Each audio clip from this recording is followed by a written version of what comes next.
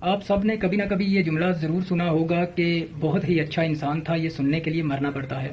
اس کے پیچھے کی حقیقت انتہائی دلچسپ ہے۔ اگر غور کیا جائے تو معلوم ہوتا ہے کہ اچھائی چاہے جتنی مرضی دبی ہی کیوں نہ ہو، وہ ہمیشہ زندہ رہتی ہے، اور برائی صرف تب تک زندہ رہتی ہے جب تک وہ زبان زد عام رہتی ہے۔ تو ہوتا یہ ہے کہ جب انسان ایک غلطی کا پتلا ہے تو وہ غلطیاں بھی کرتا ہے، اچھائیاں بھی کرتا ہے، تو لیکن انسانی فطرت یہ ہے کہ معاشروں کے اندر جو برائی ہوتی ہے اس کو ہی زیادہ فوکس کیا جاتا ہے، تو وہ فوکس کی وجہ سے برائی جو ہے زبان زد عام ہو جاتی ہے، اور انسانوں کے بارے میں ہماری رائے جو ہے وہ اچھی رائے